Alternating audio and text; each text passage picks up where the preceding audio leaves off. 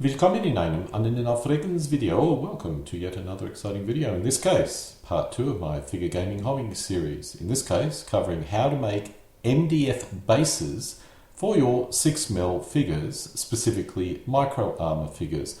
This would also, or could also apply to 15mm figures or any other kind of 6mm figures, but the primary focus in this video is 6mm micro armor.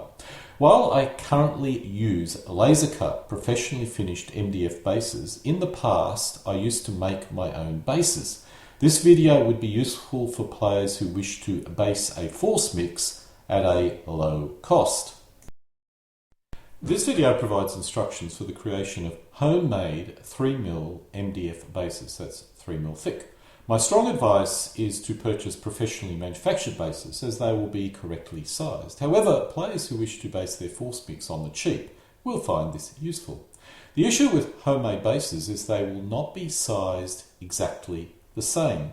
However, I've found this is not really that noticeable and is still a valid option for older or lower quality figures. The other point to be made is most hardware shops only stock 3mm thick MDF sheets. So all your bases will be 3mm thick.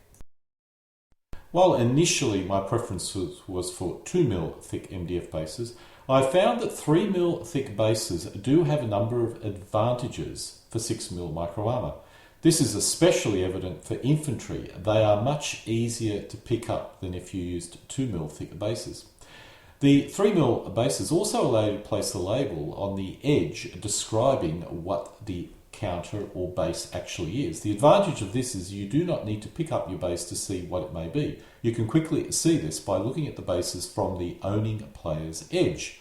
I must point out I no longer place labels on the rear edges of my bases. However, this is primarily due to the rules I currently use.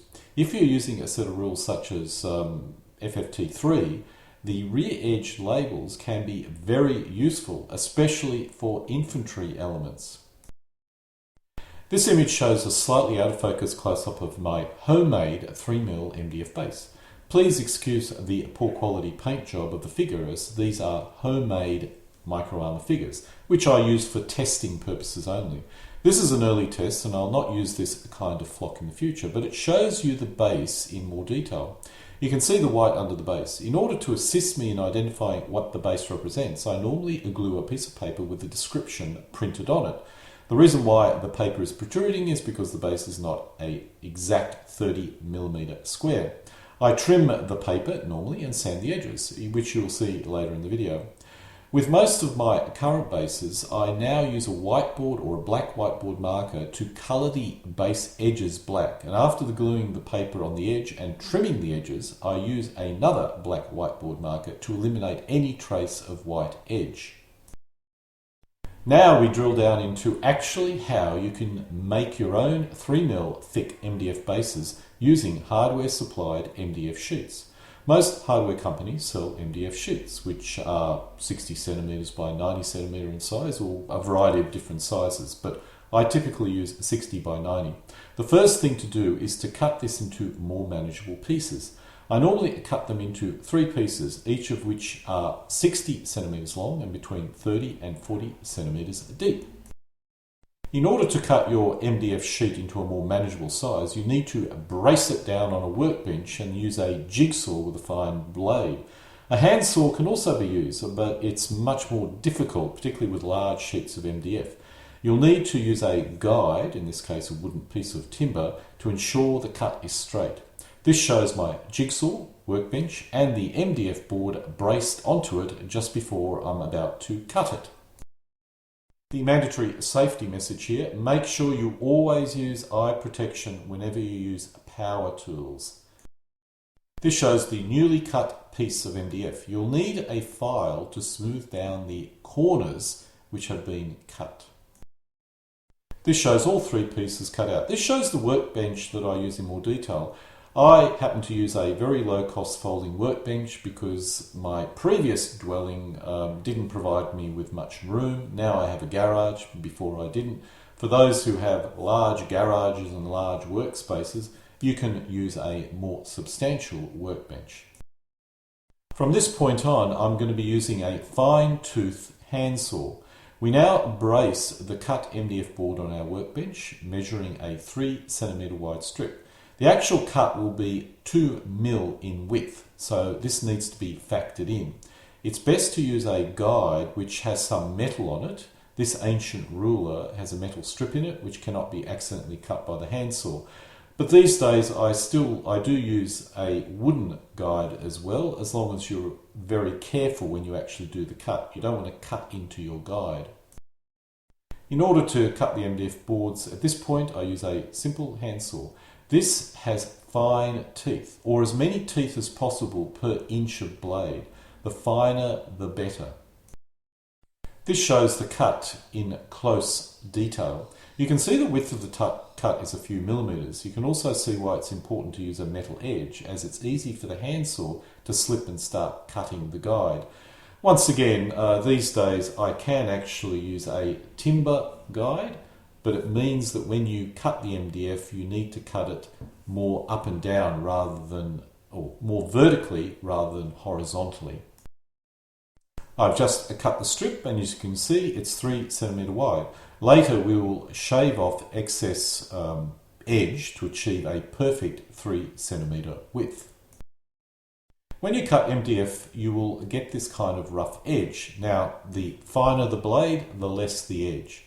Now no matter how fine the blade is, you'll always get some kind of unsightly edge, as you can see here. So you'll need to use a file to smooth out the bits of MDF from the edge. Only do a light file, as the objective is to round the corners of the edge, not to file it down to a perfect 3 cm width. This shows 10 strips which I've cut out. Now, as you can see here, they're not all exactly regular. You need to smooth them down. You will need to use clamps to hold down all the 3 cm wide strips. Place the strips flat on a table and then clamp down at each end. The side shown is the irregular side, which will be subject to most of the rasping. The other side will be reasonably level and smooth. The file I use to round the edges is shown here. This is not what I'll be using for the initial smoothing process. I will use a rasp instead. Once it's reasonably even, then I'll use this file or even some sort of hand tool to smooth it down. This shows the edge after the rasping process. While even, it's still rather rough and needs continued finishing. After the rasping and then filing with a finer file, the 3 cm wide strips will be reasonably even. But as you can see here, no matter how much effort you put into it, you're never going to get a perfect straight line. Once we've evened up our edges, it's time to cut the strips into 3 cm or 4 cm deep pieces. The strips are placed in a wood cutting bracket and tightly secured. We will now use a handsaw to cut through all 10 strips in a single cut motion. This shows the completed cut. The single cutting process has resulted in 10 3 cm wide bases. The biggest issue you have here is the cut needs to be perfectly down, which means that you need to possibly use braces at both ends of the saw when you put the saw, so it's very controlled in terms of the way it cuts down. You don't want to cut at an angle, because then some pieces will be longer or shorter than 3 cm. As we continue to cut through our strip, you'll need to start bracing both ends of the strip to make them as secure as possible to ensure the cut is also even, as you can see here. If the 3 cm MDF strips move around, you'll end up with uneven cuts. That is, some strips will be more of a rhomboid than an actual square. And within a short period of time, we have 100 3 cm square, or almost square, bases. Most of the bases will have rough edges. These need to be sanded down with a fine file, which you can see in the background here. You'll need to paint each base. Now originally I used house paint. Now I use spray paint, gives you a better result. Now in this particular case I've decided to use Noche Blumenweiss, light green and light brown. Since making this original version of the video, I've moved to Woodland's Fine Turf Flock, which I feel provides you a superior result, both in colour and also in fineness. We now place a blob of PVA or PVC glue on each base, and then using my handy figure, spread it evenly across the entire base. Once complete, I press them into the flock in the container shown at the top. Now, since I've made this video, what I now do is I do all this within a plastic container. I smear the glue over the base, and then I basically drop a bit of the two-tone one colour down, and then shake it around, and then I put the second tone on top of that. I don't press it down into the base, but at this particular point in time I used a process which I had watched in another YouTube video. If you are using the pressing process, the top shows the base being pressed into the flock. At the bottom, the glued bases are waiting to receive their flock. This shows the resulting bases, which have been flocked, and of course some unflocked but painted bases. I've now completed the flocking of all the bases, and we're ready for the next step. I find that it's pretty important to have a two-tone effect. It just makes the base look a lot better. Now, the method I'm using here is we've basically created our base flock. Now we drop a bit of glue on it, smear it around a bit, and then press it into the other flock colour that we're using. The top left base has the glue spread around. This is then pressed into the flock. This image shows the bases with the second flock applied. Now, the advantage of this is it gives you a very three-dimensional effect. You can see that the patch of lighter green is clearly higher than the rest. I don't do this anymore. What I do now is I basically flock a dark colour first on the base and just over a little area, and the way I flock it is I just drop a touch of it on with my fingers and then shake the base around to spread where I want to. And then while it's still wet, I then put the second layer of fine turf on top of it. Now, the ladder system does not give you this kind of three-dimensional depth. The two-tone is within a single layer. And for 6mm figures, I now prefer that. But if you like this two-tone effect, then do this or use this process to get your two-tone effect. Whatever system you use, we've flocked our bases. We wait until this is fully dry, and then in order to fix all this onto the base, I normally spray the flocked bases with a diluted solution of PVA glue in order to bond the flock to the base so it doesn't come off or anything of this nature. This shows the bases which have been sprayed with a PVA solution. Originally I used a 50-50 mix. Now I have basically about 25% PVA glue and 75% water, and of course make sure you put something like a dishwashing detergent into it in order to ensure that it thins out correctly. Once you've created this mix, that's a 25 to 75% water solution with some detergent in it, I place it into a spray bottle, as you can see here. Once I've sprayed the bases, I make sure that I place it onto a surface which is plastic. In this case, this is a piece of cardboard that's covered with plastic contact cover, and of course the reason for that is I don't want the bases gluing. Now, in this case, you can see the bases have been sprayed and they're almost dry. I normally glue a label on the bottom of each base describing the figure on top. This shows a number of bases, both 3 cm square and 3 wide by 4 cm deep bases. A quick note about the label. I do not glue this on the base for any specific game reason. Its main purpose is to allow me to identify what the element on the base is, especially after many years of storage. If players can identify the figure by just looking at it, then there's no need to do this. However, I stored away all my micro armour many years ago. When I brought it out for the hell of me, I couldn't identify whether or not it was a Panzer IV Offs J or H, and these labels ensure that I'll know exactly what the figure on top is in case I want to purchase some more. Once you've flocked and based the labels, you'll notice that the edges are very rough, as you can see here. This will need to be filed down. This also allows you to reduce the size of the base if it's too wide. And some of the bases are going to be more than 3 centimeters wide, as well as some being less. Using a fine file, our base edge is now nice and smooth. In some cases, you may need to paint the edge if the filing has been extensive. What I do now is I use a whiteboard marker, a black whiteboard marker, to basically colour this all black. Now it's time to base the figure on the base. I use super glue because if I want to remove the figure from the base, it's easier. You can use PVA glue, but it's much harder to remove the vehicle from the base unless you soak it in water for a while. Since I made this video, all my vehicles I use super glue because I find with a screwdriver it's fairly easy to break them off the base.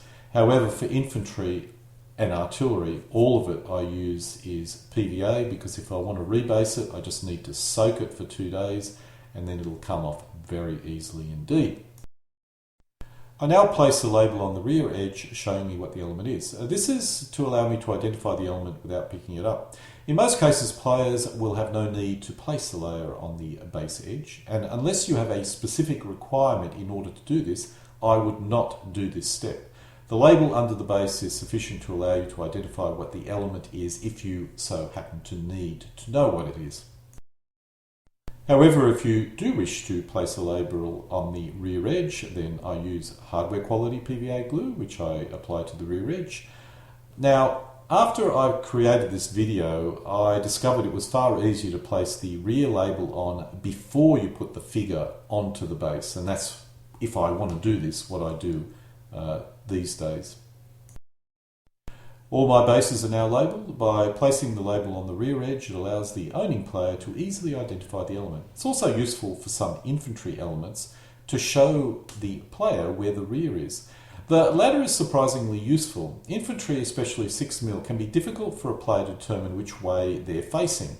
The rules I use now does not really care about facing, so I don't really care about knowing which is rear or front, and that's one main reason why I don't label the edges anymore. However, if you're using a set of rules such as FFT3, the facing is critical, and the label on the rear can assist you in identifying what actually is the rear of the element very easily and quickly. To give my bases a bit more pizzazz, I add some additional bushes to the base in order to give it a more 3D effect. Daub some glue on the few spots and add the flock. Now, today, at the very most on a base like this, I'd only put a bush at 2 spots on the base. If you do too much, it begins to not look so good, and putting 4 blobs is probably not a good idea, as you can see here. Still, if you want to have this much brush on it, then the grass-like flock is added and we have our final effect. I try and use the lightest possible grass to lighten up the base, or at least I did at this stage. These days I don't care about a light base. I go with a dark base because in the end it does look better. While I have used my homemade bases for my lower quality figures and my infantry figures, I currently use professionally manufactured bases for my high quality figures. And these days I'm actually going back and replacing all my bases, or my homemade bases, with professionally manufactured laser cut bases. I found a company in the UK which makes custom made bases called War Bases. They offer a wide range of bases, are reasonably priced and deliver to the other side of the world with minimal issues. I can highly recommend this company. This shows a later base and an example of a professionally made laser cut war base base. You'll notice the edges of this base is black. This I achieved by the use of a black whiteboard marker. You also notice the flock is very different from the prior pictures. In this case, I'm using Woodlands Fine Turf. The turf that you can see, or the flocking that you can see here, is two-tone, and I use Woodlands olive green underbrush to give the figure some foliage. I use this system for Ancients, Napoleonics, 15mm as well as 6mm, and I find it works reasonably well for all these different figures, and I personally think looks good and is comparatively easy to do. The figures on the right are Russian figures, and you'll notice they use a different colour scheme. I always use 2 colour schemes opposing colour schemes. For the Russians, I use a weed dark green and then cover with an earth blend to give you the two-tone effect. By having two colour schemes, I can easily determine the size of an element in a game. The artillery on the left is German. In this case, it uses a green blend as the base, and the light brown colour in the middle is, I think, the lightest possible brown that woodland provides. All fine turf. As we pan out of the image, you'll notice the playing area is flocked in a similar manner. I'm a big fan of ensuring the playing area is flocked the same or similar to the bases that I place on the playing area. It just gives you a nicer overall effect. If you're using a playing mat, then this is obviously not important, but I use 2x3 foot MDF sheets or alternatively 1 foot square cork tiles for my playing area, and I flock them all with Woodland's fine turf. And so this concludes part 2 of my figure gaming hobby video, in this case how to make homemade 3mm MDF bases. This is the third or the second version of this video. I've decided to update it with new information that I've discovered since I initially made this, probably about 2 years ago or maybe even 3 years ago. Alle guten Dinge kommen zu einem Ende.